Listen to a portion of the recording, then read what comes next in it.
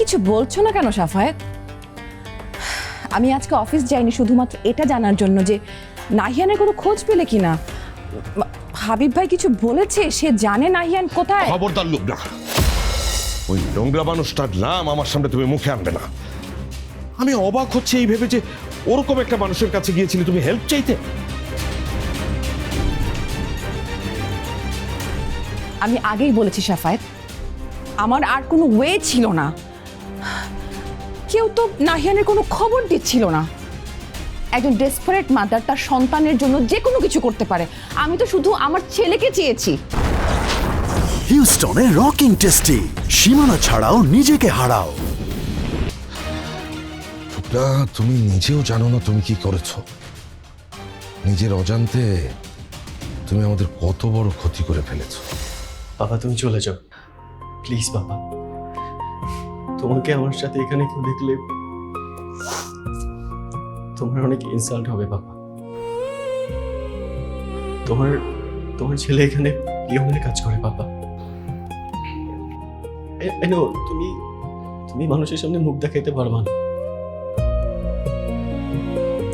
আর বাবা প্লিজ এই বিষয়ে মমকে কিছু বলো না, মম সহ্য করতে পারবে না। কি হয়েছে সাফায়েত? ও কি নাহিয়ানের কোনো ক্ষতি করেছে? বলো না। না, হাবিব কিছুই করতে পারবে না, শুধু মুখে মুখে বড় কথা বলা ছাড়া।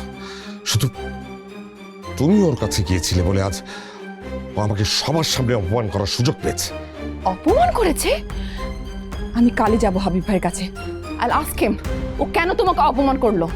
না, খবরদার লোকটা, খবরদার তুমি যাবে না। তুমি যদি একবার ওই হাবিবের সঙ্গে যোগাযোগ করো তাহলে তাহলে কিন্তু আমি বাড়ি ছেড়ে চলে যাব। এটাই আমার শেষ কথা। আচ্ছা আচ্ছা ঠিক আছে, ওকে ফাইন, আমি যাব না। আমি কোনো ধরনের যোগাযোগও করব না। কিন্তু ভিডিওটা সাফায়েত, ওই ভিডিওটা দেখার পর থেকে আমি 3 দিন এক মুহূর্ত ঘুমাতে পারিনি। নাহিয়ান ফোনও ধরছে না। ওকে সত্যি সত্যি পিয়নের কাজ করছে?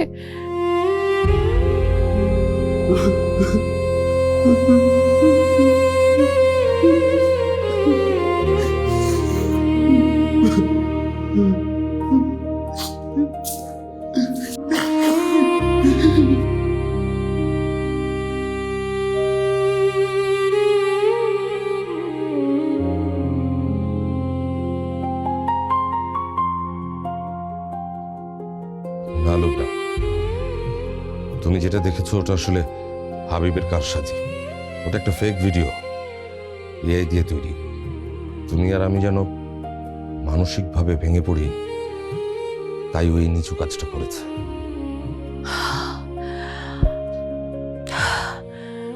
I knew it. আমি জানতাম আমার ছেলে নাহিয়ান এমনটা করতেই পারে না। আমাদের আদরের ছেলেকে আমি ওই পোশাকে আমি কোনোদিন দেখতেই পারবো না। আমি দেখতে চাইও না।